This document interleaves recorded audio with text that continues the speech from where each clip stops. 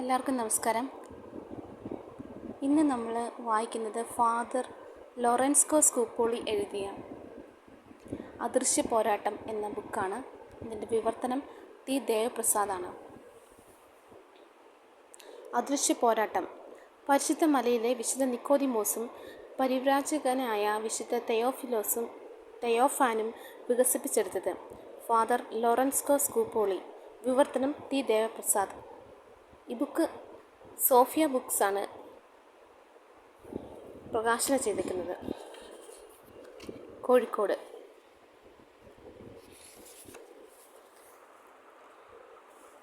അവതാരിക. അപൂർവതകൾ നിറഞ്ഞ ഈ ഒരു ആധ്യാത്മിക ഗ്രന്ഥമാണ് അദൃശ്യ പോരാട്ടം. ഇതിൻ്റെ മൂലഗ്രന്ഥകാരൻ ഒരു കത്തോലിക്ക വൈദികനും പരിഷ്കർത്താക്കൾ ഗ്രീക്ക് ഓർത്തഡോക്സ് സഭയിലെ ഒരു സന്യാസിയും റഷ്യൻ ഓർത്തഡോക്സ് സഭയിലെ ഒരു മെത്രാനുമാണെന്നതാണ് ഇതിൻ്റെ പ്രത്യേകത. പാശ്ചാത്യ ആധ്യാത്മിക ചിന്തകളുടെയും പൗരസ്ത്യ ആധ്യാത്മിക ചിന്തകളുടെയും സമന്വയമാണ് ഈ ഗ്രന്ഥമെന്നും വിശേഷിപ്പിക്കാം.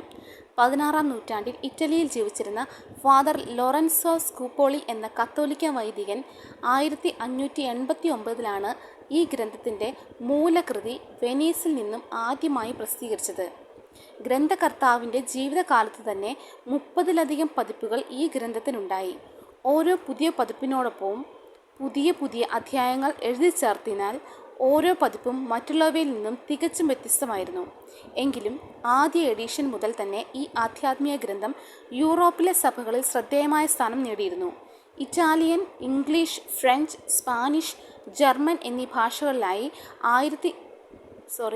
150 വർഷങ്ങൾ കൊണ്ട് 250 പതിപ്പുകൾ ഇറങ്ങി എന്നത് തന്നെ ഈ ഗ്രന്ഥത്തിൻ്റെ പ്രചാരവും മൂല്യവും വ്യക്തമാക്കുന്നു. വിശുദ്ധ ഫ്രാൻസിസ് ഡി സാലസിൻ്റെ ആധ്യാത്മിക ജീവിതത്തെ രൂപപ്പെടുത്തിയത് ഈ ഗ്രന്ഥമാണത്രേ. തൻ്റെ അടുക്കൽ വരുന്നവരോടെല്ലാം ഈ ഗ്രന്ഥം വായിക്കാൻ അദ്ദേഹം ശുപാർശ ചെയ്യുമായിരുന്നു.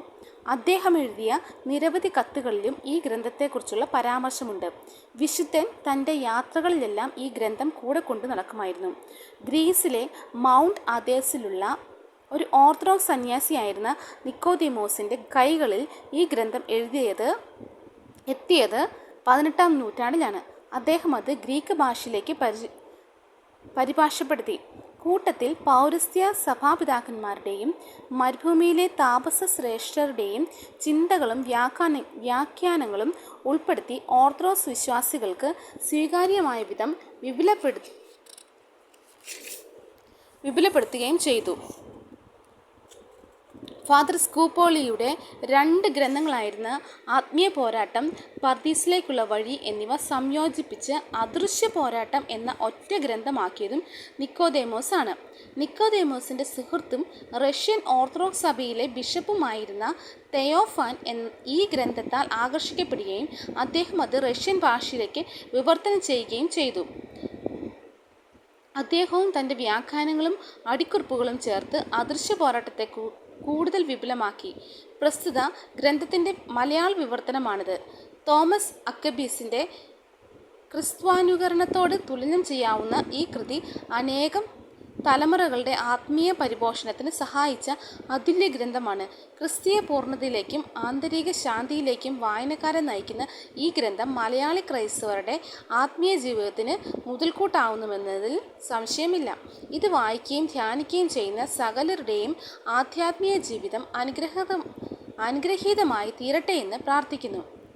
ബെന്നി പുന്നത്തറ. 2013 ഡിസംബർ 3 വിശുദ്ധ ഫ്രാൻസിസ് സേവ്യറിൻ്റെ തിരുനാൾ.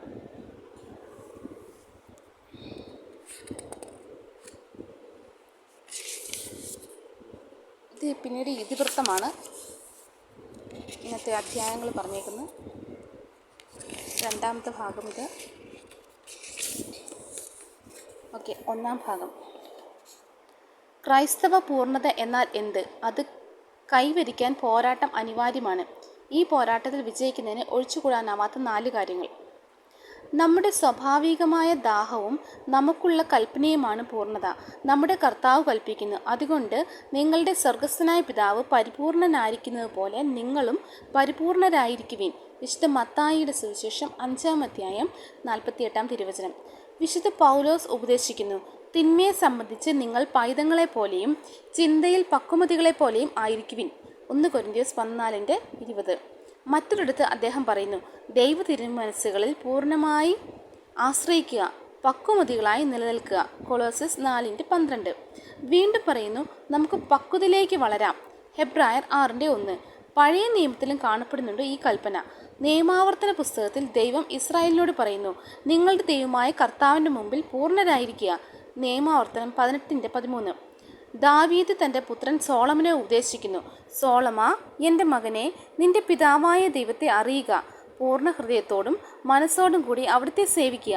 1 ദിനവൃത്താന്തം 28:9. ഇതിനെല്ലാം ശ്രേഷ്ഠവും ദൈവം ക്രൈസ്തവരിൽ നിന്ന് പൂർണ്ണതയുടെ നിറവ്, അതായത് എല്ലാ പുണ്യങ്ങളിലും പരിപൂർണരായിരിക്കണമെന്ന് ആവശ്യപ്പെടുന്നത് നമുക്ക് കാണാതിരിക്കാനാവില്ല. ക്രിസ്തുവിൽ പ്രിയപ്പെട്ട എൻ്റെ വായനക്കാരാ, നീ ആ ഔന്നത്യം കൈവരിക്കാൻ ആഗ്രഹിക്കുന്നെങ്കിൽ എന്തിലാണ് ക്രൈസ്തവ പൂർണ്ണത അടങ്ങിയിരിക്കുന്നതെന്ന് ആദ്യം മനസ്സിലാക്കണം. എന്തുകൊണ്ടെന്നാൽ നീ അത് പഠിക്കുന്നില്ലെങ്കിൽ നീ പൂർണ്ണതയിലേക്ക് പുരോഗമിക്കുകയാണെന്ന് കരുതി ശരിയായ പാതയിൽ നിന്നും മാറിപ്പോവും, പൂർണ്ണമായും വ്യത്യസ്തമായ ദിശയിൽ സഞ്ചരിക്കും. ഞാൻ തുറന്നു പറയട്ടെ, ഒരു മനുഷ്യനെ കൈവരിക്കുന്നതിനായി കൊതിക്കാവുന്ന പരമോന്നതവും ഏറ്റവും പൂർണ്ണവുമായ കാര്യം ദൈവസന്നിധിയിലെത്തുക എന്നതും അവിടത്തോട് ഐക്യപ്പെട്ട് അവിടെ വസിക്കുക എന്നതും തന്നെയാണ്. ക്രൈസ്തവ ജീവിതം ഉപവാസത്തിലും ജാഗരണത്തിലും സാഷ്ടാംഗ പ്രണാമത്തിലും വെറും മണ്ണിൽ കിടക്കുന്നതിലും അത്തരത്തിൽ ശരീരത്തെ പീഡിപ്പിക്കുന്നതിലുമാണ് അടങ്ങിയിരിക്കുന്നത് എന്ന് പറയുന്ന ധാരാളം പേരുണ്ട്.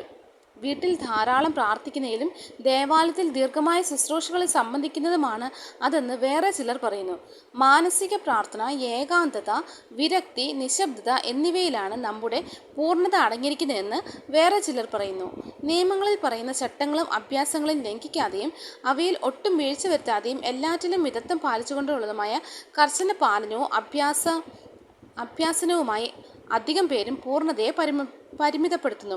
എന്നാൽ ഈ പുണ്യങ്ങൾ അതിൽ തന്നെ നാം അന്വേഷിക്കുന്ന ക്രൈസ്തവ പൂർണ്ണത ആകുന്നില്ല. പിന്നെയോ അത് നേടുന്നതിനുള്ള മാർഗങ്ങളും രീതികളും മാത്രമാണ്. അവ ക്രൈസ്തവ ജീവിതത്തിൽ പൂർണ്ണത കൈവരിക്കുന്നതിനുള്ള മാർഗങ്ങളാണ്. ഫലപ്രദമായ മാർഗങ്ങൾ തന്നെയാണ് അവ പ്രതിദാനം ചെയ്യുന്നത് എന്നതിൽ സംശയമില്ല. കാരണം ധാരാളം വിശുദ്ധർ തങ്ങളുടെ പാപകരവും തിന്മ നിറഞ്ഞതുമായ പ്രകൃതിയുടെ മേൽ കരുത്തും ശക്തിയും നേടുന്നതും നമ്മുടെ 3 പ്രധാന ശത്രുക്കളായ ലോകം, പിശാച്, ശരീരം എന്നിവയുടെ പ്രലോഭനങ്ങളെ വശീകരണങ്ങളെയും തരണം ചെയ്യുന്നതിനുമുള്ള ധൈര്യം സമ്പാദിക്കുന്നതിനായും ഈ പുണ്യങ്ങൾ അഭ്യസിക്കുന്നതായി നാം കാണുന്നു. എല്ലാ ദേവദാസന്മാരും, പ്രത്യേകിച്ച് ആത്മീയ ജീവിതത്തിൽ തുടക്കക്കാരായവർ, തങ്ങൾക്ക് ആവശ്യമുള്ള ആത്മീയ ശക്തി ഇവയിലൂടെ ആർജിക്കുന്നു. തങ്ങളുടെ നിയന്ത്രണമില്ലാത്ത ശരീരത്തെ കീഴടക്കുന്നതിന് അവർ ഉപവസിക്കുന്നു. തങ്ങളുടെ ആന്തരിക ദർശനത്തെ സൂക്ഷ്മതയുള്ളതാക്കാൻ ജാഗരിക്കുന്നു. ഉറക്കത്തിലെ ആലസ്യം ഒഴിവാക്കാൻ വെറും തറയിൽ കിടക്കുന്നു. പരമപരിശുദ്ധനായ ദൈവത്തിനെതിരായി ഏറ്റവും നിസ്സാരമായ പ്രേരണ പോലും ഉണ്ടാകാതിരിക്കാൻ അവർ ഏകാന്തത തിരഞ്ഞെടുക്കുകയും തങ്ങളുടെ നാവിനെ ബന്ധിക്കുകയും ചെയ്യുന്നു. തങ്ങളുടെ മനസ്സിനെ സ്വർഗീയ വസ്തുക്കളിൽ ഉറപ്പിച്ചു നിർത്താൻ അവർ പ്രാർത്ഥനകൾ ചൊല്ലുന്നു, ദേവാലയ ശുശ്രൂഷകളെ സംബന്ധിക്കുന്നു, മറ്റ് ഭക്തകൃത്യങ്ങൾ അഭ്യസിക്കുന്നു. തങ്ങളുടെ കുറവുകളും ദൈവത്തിൻ്റെ കരുണാർദ്രമായ ദയയും വ്യക്തമായി മനസ്സിലാക്കാനും തങ്ങളുടെ കുരിശുകളെ ആത്മപരിത്യാഗത്തോടെ വഹിക്കാനും ദൈവസ്നേഹത്തെയും തങ്ങളോട് തന്നെയുള്ള വിരക്തിയെയും കൂടുതൽ ശക്തമാക്കാനും അവർ നമ്മുടെ കർത്താവിൻ്റെ പീഡകളെക്കുറിച്ച് വായിക്കുകയും ധ്യാനിക്കുകയും ചെയ്യുന്നു.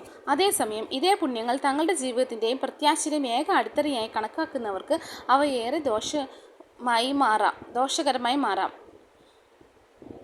അതിലും ഭേദം അവ ഒട്ടും അഭ്യസിക്കാതിരിക്കുന്നതായിരിക്കും. അങ്ങനെ സംഭവിക്കുന്ന ഈ പുണ്യാഭ്യാസങ്ങൾ തെറ്റായതുകൊണ്ടല്ല, അവ നന്മയും വിശുദ്ധവുമാണ്. പിന്നെയോ അവ ഉപയോഗിക്കേണ്ട വിധത്തിൽ ഉപയോഗിക്കാത്തതുകൊണ്ടാണ്. അതായത് ആ പുണ്യങ്ങളുടെ ബാഹ്യാനിഷ്ടത്തിൽ മാത്രം ശ്രദ്ധ കേന്ദ്രീകരിക്കുകയും തങ്ങളുടെ ഹൃദയങ്ങളെ തങ്ങളുടെ തന്നെയോ സാത്താൻ്റെയോ ഇഷ്ടത്തിന് വിടുകയും ചെയ്യുന്നവരുടെ തകരാർ മൂലമാണത്.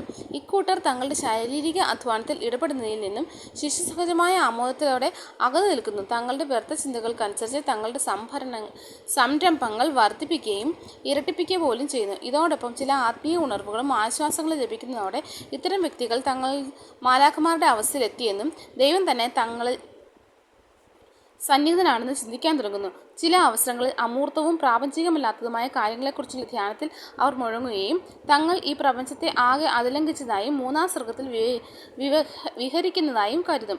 എന്നിരുന്നാലും അവരുടെ ജീവിതത്തിലേക്കും സ്വഭാവങ്ങളിലേക്കും നോക്കുന്ന ആർക്കും അവർ എത്രമാത്രം പാപികളാണെന്നും പൂർണ്ണതയിൽ നിന്നും അകലെയാണെന്നും വ്യക്തമാകും. അവർ മറ്റുള്ളവരെക്കാൾ കേമന്മാരാണെന്ന് കരുതും. അവർ തങ്ങളുടെ ഇഷ്ടമനുസരിച്ച് മാത്രം ജീവിക്കാൻ ആഗ്രഹിക്കുന്നു. തങ്ങളുടെ തീരുമാനങ്ങൾ എപ്പോഴും മർക്കടമുഷ്ടി പിടിക്കുന്നു. തങ്ങളെക്കുറിച്ചുള്ള എല്ലാറ്റിലും അവർ അന്ധരാണ്. എന്നാൽ മറ്റുള്ളവരുടെ വാക്കുകളും പ്രവൃത്തികളും പരിശോധിക്കുന്നതിൽ അതീവ സൂക്ഷ്മ ദൃഷ്ടികരും വളരെ ഔപചാരികത്വം പുലർത്തുന്നവരുമാകും. സ്വയം കണക്കാവുന്ന ഔന്നത്യം വേറൊരാൾക്ക് മറ്റുള്ളവർ കൊടുക്കുന്നത് അവർക്ക് സഹിക്കാനാവില്ല.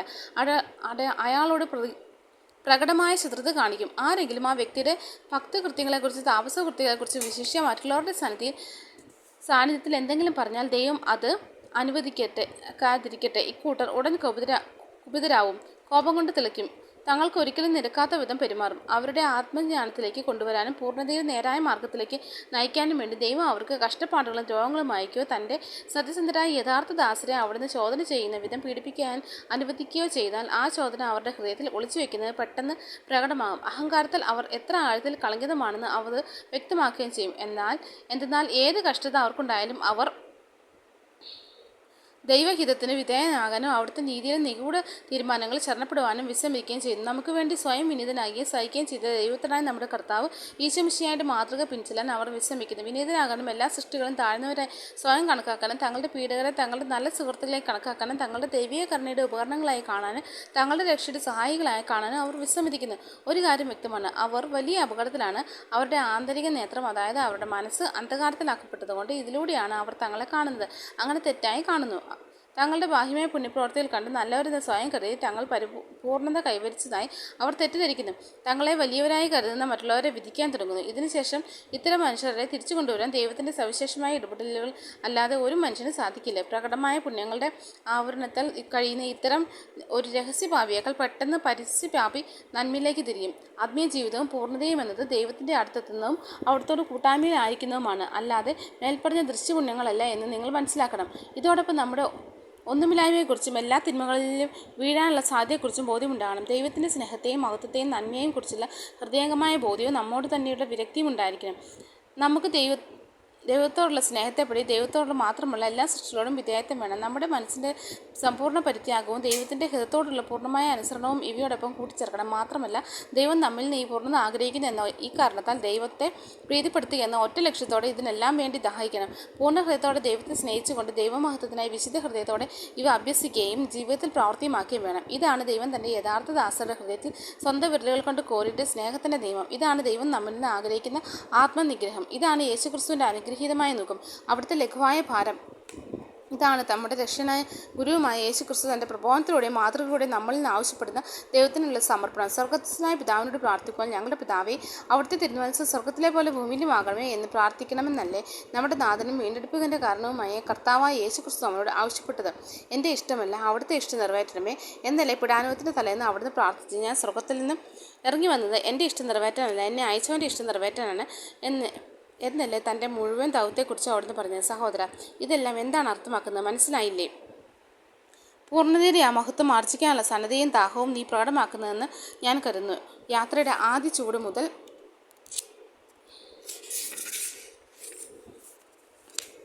അധ്വാനിക്കാനും വിയർപ്പൊഴുകാനും പോരാടാനും നിന്നെ തന്നെ ഒരുക്കുക. ദൈവത്തിനും അവിടുത്തെ തിരുഹൃദയത്തിനും പൂർത്തിയാകുന്നതിനും വേണ്ടി നീ എല്ലാം ബലി കഴിപ്പിക്കുകയെങ്കിലും ദൈവഹിതത്തിന് അനുരൂപമോ അല്ലയോ എന്ന് നോക്കാതെ സാക്ഷാത്കാരത്തിനായി മുറവിളി കൂട്ടുന്ന നിരവധി ആഗ്രഹങ്ങളെ നിന്റെ ഉള്ളിൽ കാണും. അവ നിന്റെ ശക്തിയും ആവശ്യങ്ങളും അനുസരിച്ചുള്ളതായിരിക്കും, ദൈവഹിതമായിരിക്കില്ല. അതുകൊണ്ട് നിന്റെ ലക്ഷ്യമായ പൂർണ്ണത കൈവരിക്കുന്നതിന് ഒന്നാമതായി നിന്റെ മനസ്സുമായി പോരാടുന്നതും അതിൻ്റെ ആസക്തിയിൽ അത്യധികമായി നിഗ്രഹിക്കേണ്ടതും അത്യാവശ്യമാണ്. ഈ പോരാട്ടത്തിൽ വിജയിക്കുന്നതിന് നിന്നുള്ള എല്ലാ തിന്മകളും അവിരാമം എതിർക്കണം, നന്മയ്ക്കായി ദാഹിക്കുകയും വേണം. മറ്റൊരു രീതിയിൽ പറഞ്ഞാൽ നിയമങ്ങളുമായി തന്നെ നിങ്ങൾ അവസാനമില്ലാതെ പോരാടണം. നിങ്ങളുടെ മനസ്സിൽ പ്രചോദനപ്പെടുത്തുന്നവരായിരിക്കണം പോരാടണം. അവ പ്രചോദിപ്പിക്കുകയും പിന്താങ്ങുകയും ചെയ്യുന്നവർക്കെതിരായി പോരാടണം. അതുകൊണ്ട് ഈ യുദ്ധത്തിനുമായി തയ്യാറാവുക. നിങ്ങളുടെ ലക്ഷ്യം കൈവരിക്കലാകുന്ന കിരീടം പോരാളിയുടെ യുദ്ധവീരന്മാരിലും ഏറ്റവും ശക്തനെന്ന് നൽകപ്പെടുന്നത് എന്ന് അറിയുക. നമ്മോട് തന്നെയാണ് ഇവിടെ യുദ്ധം നടക്കുന്നതെന്ന് കൊണ്ട് നമ്മിൽ തന്നെയാണ് നാം എതിരാളികളെ കണ്ടുമുട്ടുന്നത് എന്നതുകൊണ്ട് എല്ലാ യുദ്ധങ്ങളിലും ഏറ്റവും ക്ലേശകരമായ പോരാട്ടമാണെന്നെങ്കിൽ ഇതിലെ വിജയമാണ് ഏറ്റവും തിളക്കമാർന്നത്. ഇതിലെ പ്രധാന കാര്യമായിട്ട് ഇത് ദൈവത്തിന് ഏറ്റവും പ്രീതികരമാണെന്നതാണ്.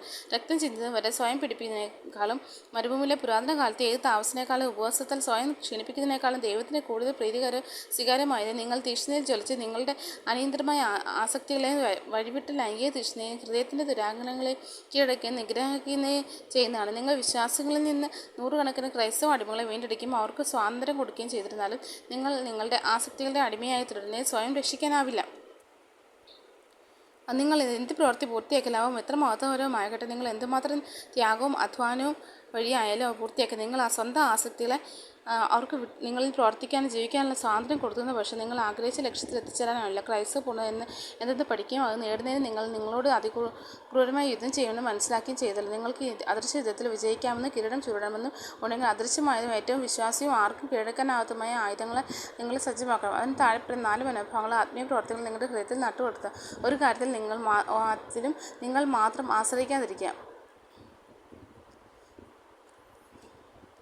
ഒരു കാര്യത്തിലും നിങ്ങളിൽ മാത്രം ആശ്രയിക്കാതിരിക്കാൻ നിങ്ങളുടെ ഹൃദയത്തിൽ എപ്പോഴും ദൈവത്തിൽ മാത്രമുള്ള പൂർണ്ണതവും സാസ്യമായ ശരണമുണ്ടാകുക. അവിരാമം അധ്വാനിക്കുക. എപ്പോഴും പ്രാർത്ഥനയിൽ ആയിരിക്കുക.